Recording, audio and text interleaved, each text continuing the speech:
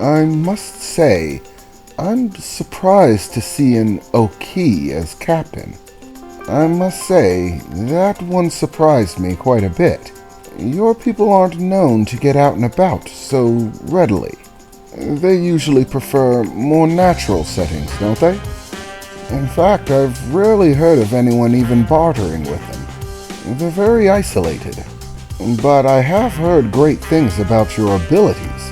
Is it true that Oki reflexes are more than 4 times that of the average race? That's quite astonishing. I've heard tell that Oki children play a game in which you catch flying projectiles, basically catching speeding arrows. A bit dangerous for most. Is that true? Yes, actually, it is true, but not completely. Oki reflexes are actually about 5 times that of the normal race. At least most of the ones that you'll encounter. And it isn't a game. The thing about us catching arrows when we're children, it's not something that we play. It's a rite of passage, in which we, as young ones, display our focus and dedication. Our reflexes may be fast, but it does require focus in order to hone them. So, often at times, as a show of status amongst those within your age grouping, once per year, you may choose to take the Bomara. That is what we call the test. How well you fare depends on how many arrows that you can catch before missing one. My record is 18. Well, that sounds quite impressive, the man replied, as he released Mika's hand. I couldn't fathom doing something like that. How good is that in terms of how your race fares in this challenge? Well, I was 3rd in my group, behind Ipera and Dello. But there's nothing wrong with bronze.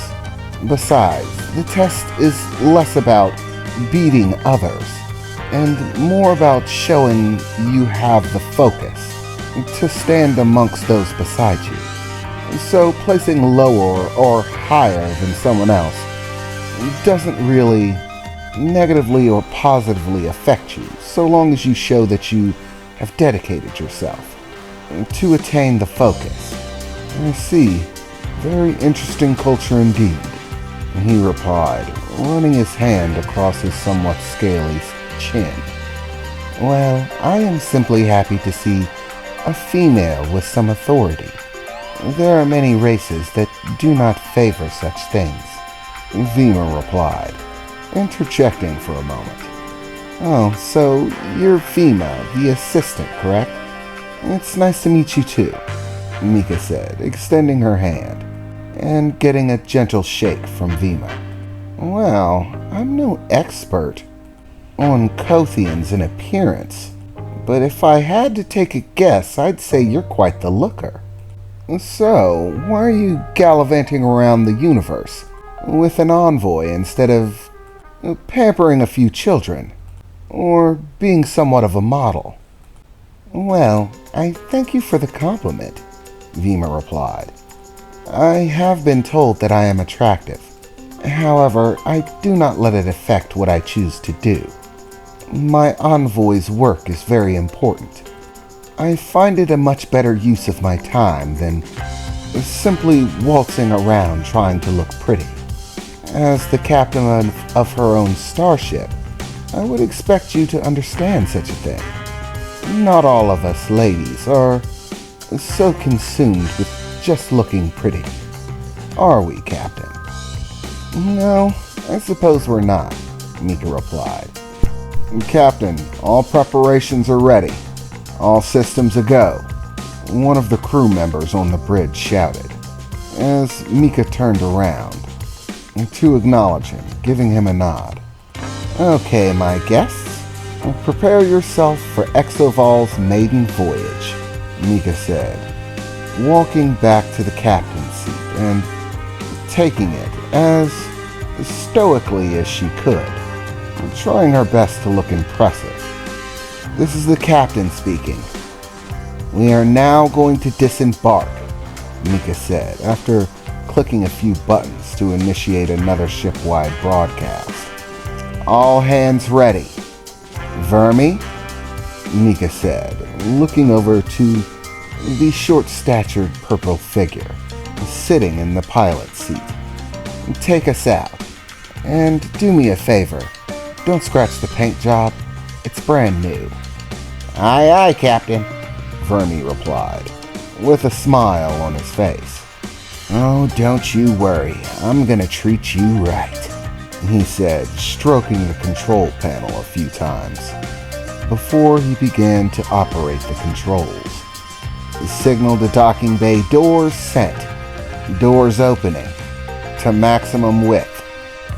"Engines on," he said, clicking a button as a sound began to fill the ship momentarily, as the flow of energy to it increased dramatically, and you could hear the jets beginning to roar outside of the ship. All systems registering operational. Impulse engines at fire rate. Docking bay doors now open. "Initiating docking detachment," he said, clicking a few buttons, as there was a slight shake in the ship, as the docking port and the anchors holding the ship in place released. "Power ratio stable. Beginning docking exodus," he said, as the ship began to move backwards, slowly making its way out of the docking port. All of the scaffolding and interior of the space station being left behind as they entered the wider space outside of Toliala. And finally, the station itself, as well as Toliala in the background, came into view in front of them. Its beautiful mixture of colors and bright lights from the cities below, and all of the stars in the background, framed against the light of the space station, and even the other space stations that orbited Toliala. "We have officially disembarked, Captain," Vermi said, looking over his shoulder with a smile, as suddenly a round of cheers began to erupt throughout the bridge. Happy faces, all applauding the successful launch of exovol, and cheering that could be heard throughout the ship, as everyone smiled and overjoyed with the work that had been done and the journey that could now come underway. "Good job, Vermi, but it's not over yet. Set course for Kothia." "Already done, Captain," Vermi replied. "Trajectory set. Moving ship into position. 1/4 impulse motion," he said, as exovol began to move away from Toliala, flying away from the space station, past the border control, and out into the rest of space. "We have successfully cleared the safety zone," Vermi said. "No obstacles in our path, no registered incoming or exiting ships. We are clear for use of the quantum drive," Vermi announced, as a smile crept across Mika's face. "Well, let's take this baby out for a spin. Vermi, initiate the quantum drive." "Aye, Captain." "Quantum drive active in 5, 4, 3, 2, 1, Vermi said, as he clicked a few buttons, and suddenly there was a rush of light as exovol bolted out into space. There was only a slight jostle inside of the ship as exovol rapidly picked up pace. "Now breaking light speed barrier," Vermi announced. "Light speed achieved. Now moving up.